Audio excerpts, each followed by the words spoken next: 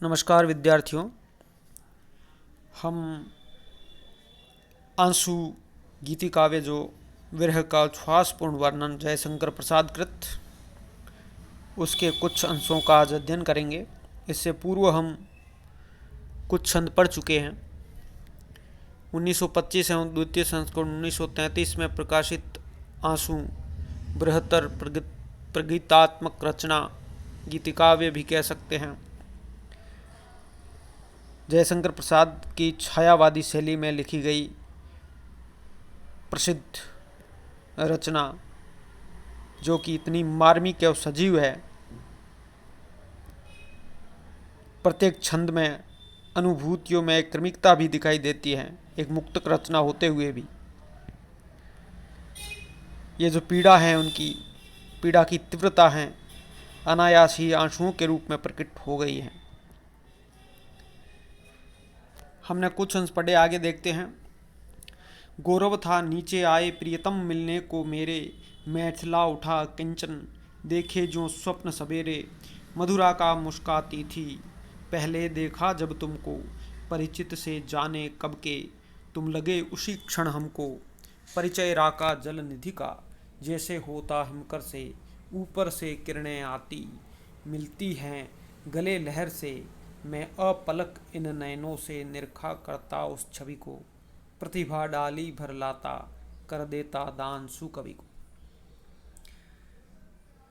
प्रसाद अपनी विरह वेदना को यहाँ पर अभिव्यंजित कर रहे हैं, अभिव्यक्त कर रहे हैं। वह पूर्व स्मृति आ रही है उनके मस्तिष्क में, अपने प्रिया के बारे में उनकी याद जो आज उनको व्याकुल कर रही है। लिखते हैं, गौरव था नीचे आए प्रियतम मिलने को मेरे, मैठला उठा किंचन देखे ज्यों स्वप्न सवेरे। जिस प्रकार सुबह का स्वप्न, लोग कहते हैं कि सुबह का स्वप्न साकार होता है, और ये भी है कि जो सुबह का स्वप्न होता है वो याद भी रहता है। उन्हें गौरव था कि मेरे जो प्रियतम हैं वो मुझे मिलने के लिए नीचे आए हैं। तात्पर्य यहाँ यह है कि वह ऊपर के आसन पर थे, मेरा और उनसे बहुत दूरी थी। वो मिलने के लिए मेरे इस घर में आए हैं, मेरे हृदय तक आए हैं। मैं उठा, मैं बड़ा खुश हो गया, प्रसन्न हो गया। अकिंचन, एक गरीब मन, एक निर्धन जिस प्रकार सुबह का स्वप्न देखता है, वैसे ही। अगली पंक्ति के, मधुरा का मुस्काती थी पहले देखा जब तुमको, परिचित से जाने कब के तुम लगे उसी क्षण हमको। कभी कभी ऐसे दृश्य देखता है, हम देखते हैं कि हमें वो परिचित से लगते हैं। उसी प्रकार ये मधुरा का अर्थ है पूर्णिमा की मधुर रात, पूर्णिमा की जो बसंत ऋतु की पूर्णिमा की रात की समान मुस्कुराती हुई। पहले देखा जब तुमको, परिचित से जाने कब के तुम लगे उसी क्षण हमको। हमें ऐसा लगा कि यह परिचय पहले का है। मधुर पूर्णिमा मधुर आका, लक्षणा से इसका अर्थ होगा माधुर्य, शोकमार्य आदि से विभूषित पूर्ण सौंदर्य। कवि कहता है कि प्रथम मिलन के क्षण में ही तुम्हारा परिचय अनादि काल से सिद्ध प्रतीत हुआ। हमारा मिलन पूर्णिमा रात के समुद्र और चंद्रमा के मिलन के समान था।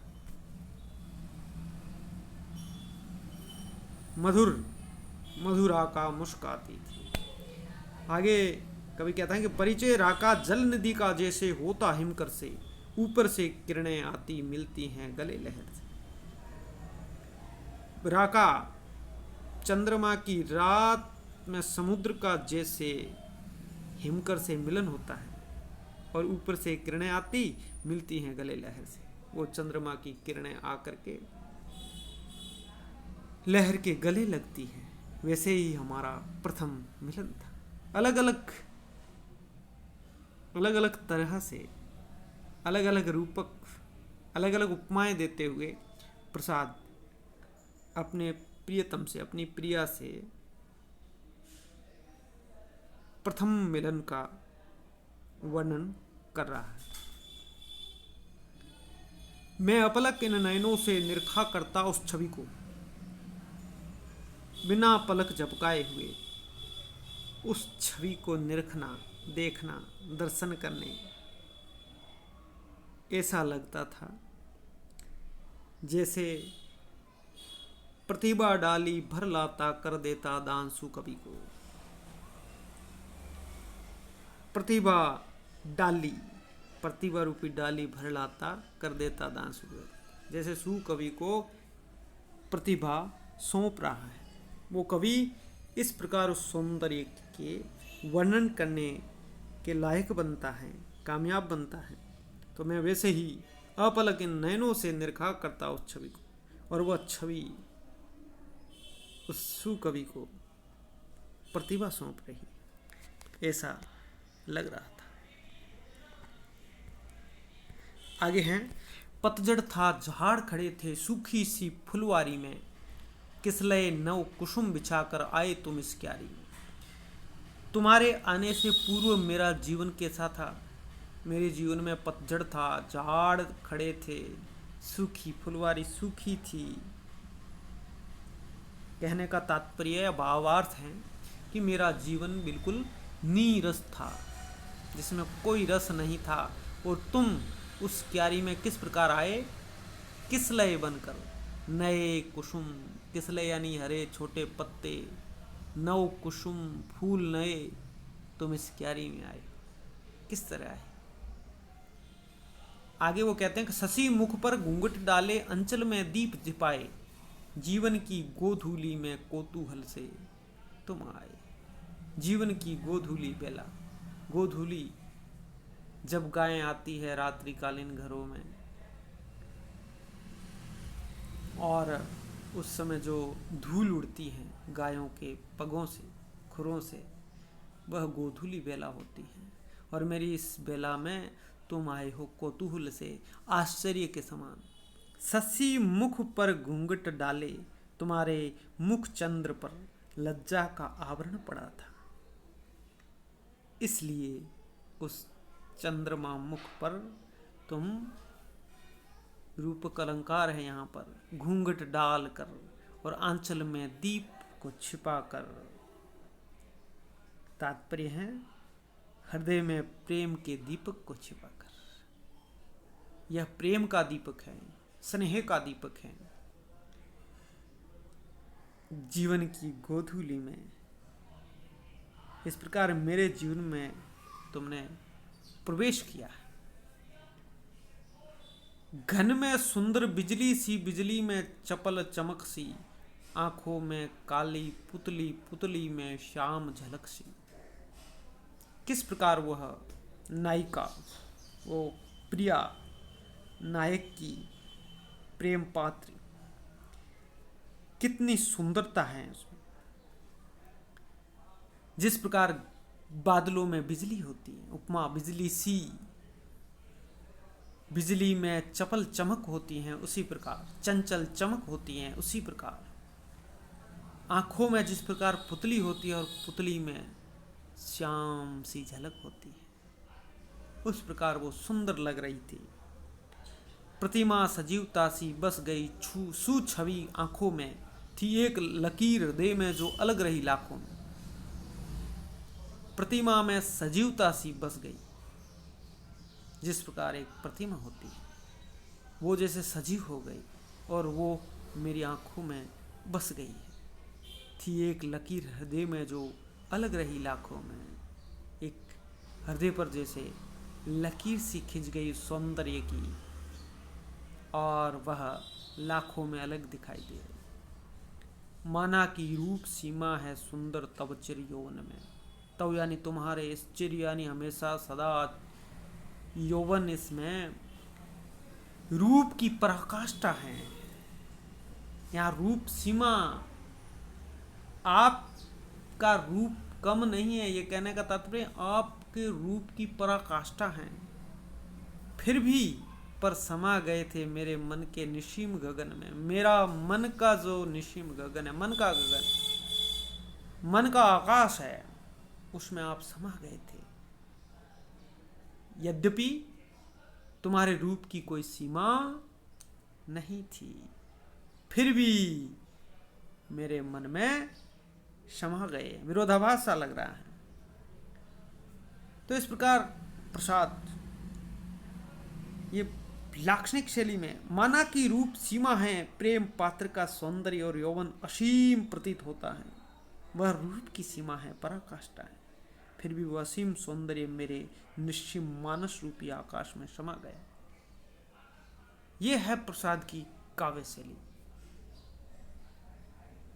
क्या खड़ी बोली हिंदी को प्रतिष्ठित कर दिया। गुप्त से शुरू होकर के आगे तक छायावाद में तो इतना सुंदर, इतना भावमय, लयात्मक खड़ी बोली हिंदी का प्रयोग किया गया। ऐसे ऐसे शब्दों का प्रयोग किया गया, माधुर्यपूर्ण, माधुर्य गुणयुक्त शब्द। छंद इसमें आनंद छंद, जिसे आंसू छंद भी कहा गया बाद में, 14-14 मात्रा का। श्रृंगार है, वियोग श्रृंगार है, परंतु यहाँ पर पूर्व स्मृतियाँ जो आ रही है उसमें मिलन की स्मृतियाँ है, संयोग की बात है, तो संयोग श्रृंगार है। बात वियोग की हो रही है, अभी वो वियोग है, लेकिन जो यादें हैं वो संयोग में। उनके आने से पूर्व क्या था, उनके आने के बाद क्या हुआ, और अब उनके वापस जाने पर क्या हुआ, ये वियोग है प्रसाद का। बहुत सुंदर वर्णन है यहाँ पर, अनुप्रास है, रूपक है, उपमाएं हैं, और मानवीकरण किया गया है, और विरोधाभास भी मैंने अभी बताया आपको। कई अलंकारों का यहाँ खूबसूरत प्रयोग किया गया है प्रसाद के द्वारा। तो इस प्रकार आज हम इतना ही पढ़ेंगे। बाकी वाला आंसू की कुछ काव्यांश पीछे बचे हैं, वो अलग वीडियो में पढ़ेंगे।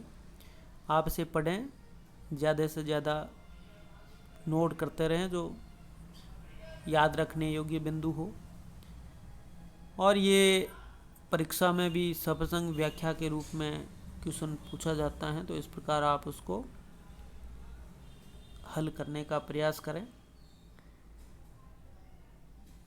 और इस संबंध में प्रश्नोत्तरी जब भी 5-7 दिन में एक बार आपके गूगल फॉर्म से पेपर भेजा करते हैं व्हाट्सएप ग्रुप पे, उसको भी ज़्यादा से ज़्यादा हल करें। धन्यवाद।